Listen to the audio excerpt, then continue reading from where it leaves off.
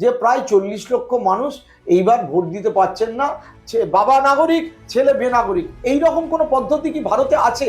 জ্ঞানেশ কুমারের যে ভূমিকা আমরা পরিষ্কার বিগত কমাস ধরে দেখছি, সেটা বিজেপির পক্ষে, যে হাসেম শেখ আর রমা কৈবত্যের জন্য আইন নয়, আইন বড়লোকদের জন্য।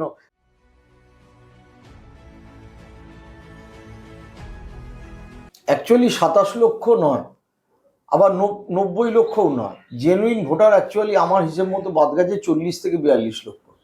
কারণ প্রথম দিকে যাদের 2002 সালের ম্যাপিং হয়েছিল, সেলফ ম্যাপিং হোক বা প্রোজেনি ম্যাপিং হোক, যারা বৈধ ভোটার, এই লজিক্যাল ডিসক্রিপেন্সি অর্থাৎ যুক্তিগত অসঙ্গতির নাম করে তাদের মধ্যে 1,46,00,000 মানুষকে ডাকা হয়েছিল, তাদের কাছ থেকে নথি নেওয়া হয়েছে। এইবার প্রথম দফায় যখন মাইক্রো অবজারভার ছিল, ইআরও এবং এইআরও, তারা বারবার নথি চেক করেছে, সেই ক্ষেত্রে কত নাম বাদ গেছে তার সুনির্দিষ্টভাবে সুস্পষ্ট ইলেকশন কমিশন কখনোই জানায়নি। একটা মোটামুটি বলে যে 5-6 লক্ষ বাদ গেছে, আমার ধারণা 7 থেকে 8 লক্ষ বাদ গেছে। ওই ক্ষেত্রে আমরা যদি 1,86,000 সংখ্যাটাকে ধরি, এবং তার থেকে প্রথম যখন এইআরও এবং মাইক্রো অবজারভাররা হিসেব করছিলেন এই অ্যাডজুডিকেশনের আগে, তাহলে দেখতে পাবো 80 লক্ষ থেকে 7 লক্ষ বা 8 লক্ষ, অর্থাৎ 10% মানুষ বাদ গেছেন যারা প্র্যাকটিক্যালি বৈধ ভোটার। আর এরপরে যখন 60 লক্ষ এলো, তখন তার মধ্যে থেকে 27 লক্ষ বাদ গেল। তাহলে বৈধ ভোটার বাদ গেল কত? বৈধ ভোটার বাদ গেল 27 লক্ষ প্লাস 7 বা 8 লক্ষ, অর্থাৎ 35 লক্ষের কাছাকাছি। এছাড়া ড্রাফট লিস্ট যখন প্রকাশিত হয় 58 লক্ষের নাম বাদ দিয়ে, তখন অভিযোগ উঠেছিল এবং যেটা দেখাও গেছিল, বহু মানুষ যারা জীবিত আছেন, ভোট দিয়েছেন, তাদেরও নাম বাদ গেছে। সেখান থেকেও 4-5 লক্ষের নাম যাদের বলা হয়েছিল ফর্ম 6 দিয়ে পূরণ করতে। অর্থাৎ সামগ্রিকভাবে আমরা 2024-এর ভোটে যারা ভোট দিয়েছিল বা তার আগে ভোট দিয়েছিল, এই রকম মানুষ যারা জেনুইন এবং পশ্চিমবঙ্গের নাগরিক, গড়পড়তা হিসেব করলে দেখা যাবে যে প্রায় 40 লক্ষ মানুষ এইবার ভোট দিতে পারছেন না। তারা ভোটাধিকারও হারিয়েছেন, একসঙ্গে তাদের নাগরিকত্ব নিয়েও প্রশ্ন উঠে গেছে।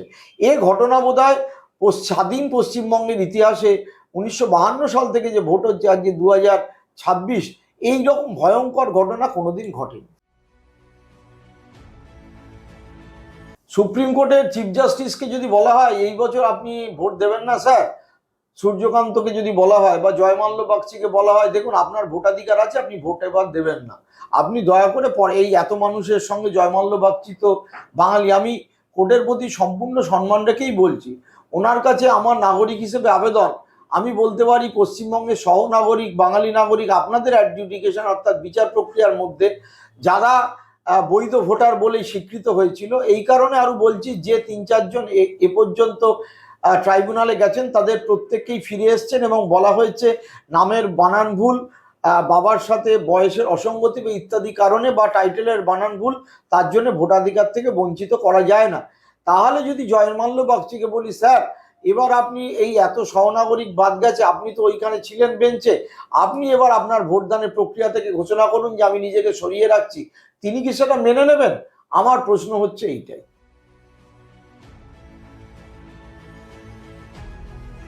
সুপ্রিম কোর্ট চাইছে সরাসরি এটা বলা যায় না, কিন্তু কেউ যদি বলেন যে সুপ্রিম কোর্ট কি এরকম চাইছিলেন যে এত লক্ষ মানুষের, একটু আগে আমি ভগবান গোলার একজনের সাথে কথা বলছিলাম, তার মিস্ত্রির কাজ করেন, তিনি বলছিলেন আমি নামদাম সব আমার কাছে রয়েছে, একেবারে সুনির্দিষ্টভাবে বললেন যে আমার নাম, আমার বোনের নাম, মার নাম উঠেছে, ভাইয়ের নাম বাদ গেছে, তার নাম হচ্ছে আকবর আলী। পাশে দাঁড়িয়ে আরেকজন রাজমিস্ত্রির সাথে কথা হলো, সে একেবারে পাথরের কাজ করে, অর্থাৎ মেঝেতে পাথর বা টাইলস বসায়, শাহিদুল বলল স্যার আমাদের বাড়ির যে সমস্ত দলিল 1907-10 সালের আছে, অথচ আমার নামটাই ভোটার তালিকা থেকে বাদ গেল। শুনছিলাম একটা গ্রামের পার্টে, একটা পার্টে 400 লোকের নাম বাদ, একটা লোকের পার্টে আবার 300 নাম বাদ, তার মধ্যে কারুর আছে কারুর নেই। এইরকম বিচারকরা কিভাবে বিচার করলেন? মানুষের মনের মধ্যেও কিন্তু এই প্রশ্ন দেখা দিয়েছে, এবং সেই দেখা দেওয়াটা কিন্তু একেবারেই অসঙ্গত নয়। যে প্রশ্নটাকে কেন্দ্র করে মালদা, মুর্শিদাবাদ থেকে বসিরহাট, কালনা, কাটোয়া থেকে শুরু করে কোচবিহার, সর্বত্র মানুষ প্রশ্ন তুলেছিলেন এবং দাঁড়িয়েছিলেন। আজকে যখন ট্রাইব্যুনাল গঠিত হয়েছে তখন আমরা দেখতে পাচ্ছি সকাল থেকে মানুষ তাদের নাগরিকত্ব হারানোর আতঙ্কে, তাদের ভোটাধিকার চলে যাওয়ার আতঙ্কে। কারণ আমরা জেনেছি, কোথা থেকে জেনেছি না, আমাদের ইলেকশন কমিশনই বলেছে যে Aadhaar card, voter card, PAN card virtually link করা হয়েছে। আমরা সবাই জানি আধার কার্ডের সাথে প্যান কার্ড লিঙ্ক করা হয়েছে। এবং এবছর যখন এসআইআর প্রক্রিয়া করা হচ্ছিল তখন যখন প্রথম ড্রাফট লিস্ট বেরোলো 58 লক্ষের, তখন ডেড ভোটার কি করে বাদ দেওয়া হলো সে প্রশ্ন যখন করা গেছিল, তখন আমাদের এখানে যিনি অবজারভার হিসেবে এসেছিলেন স্টেটের সুব্রত গুপ্ত, তিনি এবং মনোজ আগরওয়াল তারা অত্যন্ত পরিষ্কারভাবে বলেছিলেন, এবং জ্ঞানেশ কুমারদের পক্ষ থেকেও বলা হয়েছিল যে আমরা আধার এর যে লিঙ্ক ভোটার কার্ডের সাথে, ওইখান থেকেই ডেড ভোটারদের লিস্ট বার করে সেখান থেকে আমরা শর্ট আউট করে বাদ দিয়ে দিয়েছি। অর্থাৎ Aadhaar card, voter card, PAN card তিনটে আমরা সবাই জানি লিঙ্ক আপ হয়ে গেছে। এইবার এই মানুষগুলো যদি একটা লিঙ্ক ব্রেক হয়ে যায়, সবাই আমরা জানি তাহলে টোটাল চেনটাই ব্রেক করে যাবে। তারা যেরকম কোনো সামাজিক সুরক্ষা প্রকল্পের টাকা পয়সা পাবে না, ঠিক সেই রকমভাবে রেশন পাবে না। আজকে আমরা দেখছি বিহারের যিনি ডেপুটি চিফ মিনিস্টার সম্রাট চৌধুরী, তিনি পশ্চিমবঙ্গে প্রচারে এসেছিলেন, যে সম্রাট চৌধুরী আগে নীতিশ কুমারের পরে মুখ্যমন্ত্রী হতে পারেন, তিনি স্টেট হয়তো বলছেন 22 লক্ষ লোকের নাম বিহারে এসআইআর থেকে যাদের বাদ গেছে তার আমরা রেশন থেকে বাদ দিয়ে দিচ্ছি। অর্থাৎ এসআইআর প্রক্রিয়া বাদ চলে যাওয়া মানেই যে ভোট দিতে পারবেন না এমন নয়, যেখানে সুপ্রিম কোর্ট বলছে। সেখানে বিহারে আমাদের আগে যাদের এসআইআর হয়েছিল তারা বলছে মানুষের রেশনটা বন্ধ করে দেব। এরা কোন মানুষ? মূলত এরা গরিব মানুষ, মূলত এরা প্রান্তিক মানুষ, দলিত, আদিবাসী, নিম্ন মধ্যবিত্ত, ওবিসি। তো এই যে একটা ভয়ঙ্কর পরিস্থিতির সৃষ্টি হয়েছে, এর যে সামাজিক অভিঘাত, সেই অভিঘাতকে কিভাবে ব্যাখ্যা করা হবে? সুপ্রিম কোর্ট কেউ ভাবেনি যে এতটা অমানবিক হয়ে, এই যে বরঞ্চ তারা অনেক বেশি কনসার্ন মোথাবাড়িতে যে জাজেদের ওপরে ইটপাটকেল ছুঁড়ে গাড়ির কাঁচ ভাঙা হয়েছিল, এটা নিশ্চয়ই কনসার্নের ব্যাপার। কেউ বলছেন না এই কাজ উচিত হয়েছে, আমিও তার ঘোরতর নিন্দা করছি।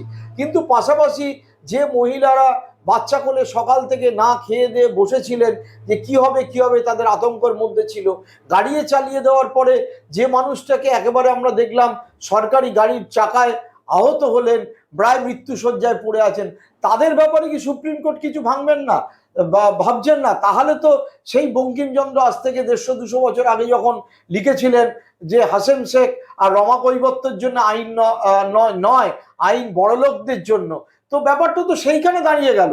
আমরা দেখলাম নন্দলাল বসুর রিলেটিভ, তার উকিল, তার আইনজীবী সুপ্রিম কোর্টে সওয়াল করতে পারছেন। আমরা জানি সুপ্রিম কোর্টে কোনো আইনজীবী যদি কেউ নিয়োগ করতে যায় 5 লাখ, 10 লাখ, 15 লাখ, 20 লাখ টাকা লাগে। তাহলে সাধারণ মানুষের কথাটা কে উত্থাপন করবে, কে শুনবে?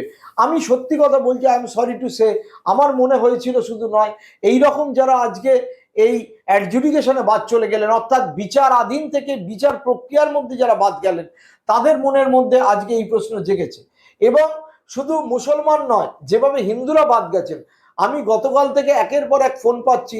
নয়ডা থেকে কেউ ফোন করে বলছেন তার রিলেটিভ চেতলায় তাদের বাড়ি প্রায় 100 বছরে বাদ চলে গেছেন। আজকে একজন ফোন করেছিলেন, তার রিলেটিভ কর্নেল, ভারত সরকারের অধীনে চাকরি করতেন, নর্থ বেঙ্গলে থাকেন, শিলিগুড়িতে, তার নাম বাদ চলে গেছে, স্ত্রীর নাম আছে, ছেলের নাম আছে। এই নয়, কেউ যদি বেনাগরিক হয় এই প্রধানমন্ত্রীর কথায়, বা কেউ যদি বেনাগরিক হয় শুভেন্দু অধিকারীর কথায়, পুরো পরিবারই তো বেনাগরিক হবে। আমরা দেখতে পাচ্ছি পরিবারের 4 জন যদি সদস্য হয়, একজন সদস্য নাগরিক, 3 জন নাগরিক নয়। বাবা বেনাগরিক, ছেলে নাগরিক, বাবা নাগরিক, ছেলে বেনাগরিক। এইরকম কোনো পদ্ধতি কি ভারতে আছে? আমার কাছে সবিনয় আমি এই প্রশ্ন করতে চাই, মহামান্য সুপ্রিম কোর্টের আছে। এই একটা ভয়ঙ্কর প্রক্রিয়া আপনার নামিয়ে আনলেন। এবং পশ্চিমবঙ্গের আমি দেখতে পাচ্ছি এই মধ্যবিত্ত, ভদ্রবিত্ত বাঙালি হিন্দু বিশেষ করে যাদের নাম উঠে গেছে, তারা অত্যন্ত স্কেপটিক্যাল, তাদের ভূমিকা অত্যন্ত নিন্দনীয়।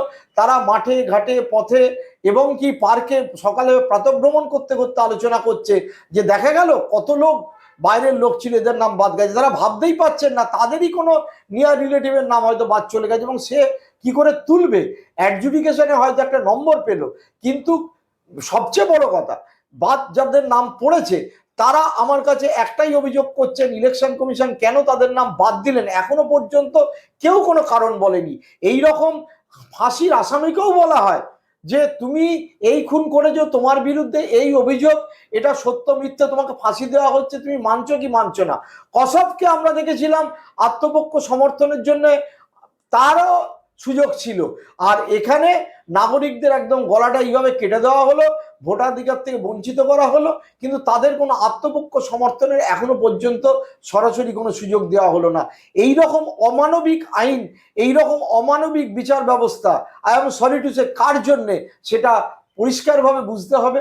আমি সরাসরি সুপ্রিম কোর্টের সাথে বিজেপির সুবিধা হলো বা তৃণমূলের সুবিধা হলো এইভাবে না তুললেও যদি সামগ্রিক প্রেক্ষাপট বিচার করি, তাহলে কখনো সুপ্রিম কোর্টের আন্ডারে, হাইকোর্টের আন্ডারে এই যে বিচারাধীন যে প্রক্রিয়া হলো, এবং তার আগে মানে যুক্তিগত অসঙ্গতি, যুক্তিগ্রাহ্য অসঙ্গতির নাম করে আরো 7-8 লাখ লোকের নাম কেটে দেওয়া হলো, সেটা কোনোভাবেই কোনো গণতান্ত্রিক পদ্ধতিতে, কোনো বিচার প্রক্রিয়ার পদ্ধতিতে, কোনো আইনি প্রক্রিয়ার মধ্য দিয়ে, কোনো সংবিধান স্বীকৃত পদ্ধতির মধ্যে দিয়ে মেনে নেওয়া যায় না। আমরা এসওয়াই কুরেশিকে দেখেছি, তিনি সাক্ষাৎকারে পরিষ্কারভাবে বলছেন যে যদি একজন বা একাধিক বৈধ ভোটারদের ভোটার তালিকা থেকে বাদ চলে যায় নাম, তাহলে কি হবে না, তাহলে আগের যে ভোটার তালিকা, তা 2025-এর, তাতেই ভোট করার কথা। এটাই আমাদের সংবিধান বলেছে, এটাই দেশের আইন বলেছে, কিন্তু এই ক্ষেত্রে সেটা একেবারেই দেখা গেল না।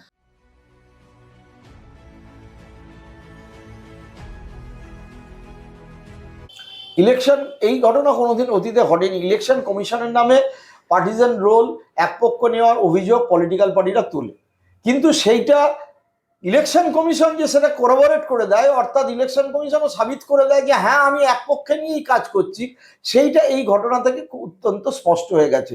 জ্ঞানেশ কুমারের যে ভূমিকা আমরা পরিষ্কার বিগত কমাস ধরে দেখছি, সেটা বিজেপির পক্ষে। এবং ইলেকশন কমিশন যেভাবে আমাদের এখানে 390 জন অফিসারকে ট্রান্সফার করেছেন, চিফ সেক্রেটারি, হোম সেক্রেটারি থেকে শুরু করে জেলা এসপি ডিএম থেকে সব বদলে দিয়েছে, সেটা অভূতপূর্ব। কখনো উত্তরপ্রদেশের ইলেকশন, কখনো হরিয়ানার ইলেকশন, কখনো মহারাষ্ট্র ইলেকশন বা মধ্যপ্রদেশের ইলেকশনে এ ঘটনা কিন্তু ঘটেনি, বা আমরা কোনো প্রেসিডেন্স দেখিনি, কিন্তু এই রাজ্যে করা হয়েছে। নানা অভিযোগ উঠেছে, আমরা ইলেকশন কমিশনের অভিযোগ নিয়ে, সাধারণ মানুষ, পলিটিক্যাল পার্টি অভিযোগ তুলেছে, কিন্তু দুটো ঘটনা, এক যখন রাহুল গান্ধী মহারাষ্ট্রের একটি ইলেকশন, একটা কেন্দ্রের ভোট চুরির অভিযোগ করলেন, এবং তারপরে কিভাবে কর্ণাটকের অভিযোগ করলেন, কিভাবে ভোট ম্যানিপুলেট করা হয়েছে তালিকায়, তখন জ্ঞানেশ কুমার প্রায় এইভাবে বলেছিলেন রাহুল গান্ধীকে জবাব দিতে হবে, মানে মাফি মাঙ্গো রাহুল গান্ধী, প্রায় এইরকম সুর, যেটা একেবারে স্মৃতি ইরানির ঢঙে প্রায় বলা, মানে মাফি মাঙ্গো তো রাহুল গান্ধী। তো সেই জ্ঞানেশ কুমারের রূপ দেখেছিলাম, এবং তৃণমূল কংগ্রেসের বিরুদ্ধে সেই রূপ প্রকট হতে হতে আজকে এমন জায়গায় দাঁড়ালো, প্রায় ধমকিস্বর ইলেকশন কমিশন তৃণমূলকে বলছে। তৃণমূল পার্টির পক্ষে কোনো সওয়াল আমি করছি না, কিন্তু I am sorry to say, election commission যে অ্যাক্সিসের ওপর ভারতের সংবিধান দাঁড়িয়ে আছে, 4টি বিষয়ের ওপর, তার মধ্যে অন্যতম স্তম্ভ যেরকম সুপ্রিম কোর্ট, অন্যতম স্তম্ভ নির্বাচন কমিশন। নির্বাচন কমিশনের এই পক্ষপাতমূলক এবং একটা পলিটিক্যাল পার্টির দিকে পক্ষপাতমূলক বিষয়টা আমরা সাধারণ মানুষ কোনোভাবেই মানতে পারছেন। যেমন প্রাথমিকভাবে আমার যা মনে হয়েছে, অ্যাজ অন টুডে মুসলমানদের নাম বেশি বাদ দেওয়া হয়েছে, মতুয়াদের নামও বাদ দেওয়া হয়েছে, কিন্তু যদি ডিস্ট্রিক্ট ওয়াইড ফলাফল আমরা কিছুটা লক্ষ্য করি, তাহলে দেখতে পারবো যেসব জেলায় বিজেপির প্রভাব বেশি, সেখানে নাম অনেক কম বাদ গেছে, যেরকম আলিপুরদুয়ার, যেরকম জলপাইগুড়ি, যেরকম বাঁকুড়া, যেরকম পুরুলিয়া, এই বা পূর্ব মেদিনীপুর। ওয়ারাস বিজেপি বিরোধী শক্তি আমি এইভাবে দেখাতে চাই, যেখানে বেশি আছে মালদা, মুর্শিদাবাদ, দক্ষিণ 24 পরগনা, উত্তর 24 পরগনা বা নদিয়া, সেখানে নাম বাদ পড়ার প্রবণতা বা হার অনেক বেশি পার্সেন্টেজ। মুসলমানদের নাম বাদের প্রবণতা তো আরো বেশি, অনেক বেশি পার্সেন্টেজ। ফলে এই এসআইআর প্রক্রিয়া সামগ্রিকভাবে যদি বিশ্লেষণ করা যায়, যদিও তার ডিটেল আসেনি রেজাল্ট, এখনো পর্যন্ত বোঝা যাচ্ছে না যে কোন বিধানসভা ক্ষেত্রে পার্টিকুলারলি কিরকম রেজাল্ট কেউ কারোর পক্ষে হতে পারে বা না হতে পারে, বা কার ভোটার কতটা বাদ গেল, আরো 2-1 দিনের মধ্যে বিষয়টা স্পষ্ট হবে। কিন্তু প্রাইমারিলি বোঝা যাচ্ছে যে এই যে প্রক্রিয়া, বিশেষ করে অ্যাডজুডিকেশনের প্রক্রিয়া, এবং তার আগে যে লজিক্যাল ডিসক্রিপেন্সির নামে মাইক্রো অবজারভারদের দিয়ে নাম কাটানোর যে প্রক্রিয়া, তাতে কিঞ্চিত কিন্তু বেশ কিছুটা বিজেপির দিকেই সুবিধা হবে।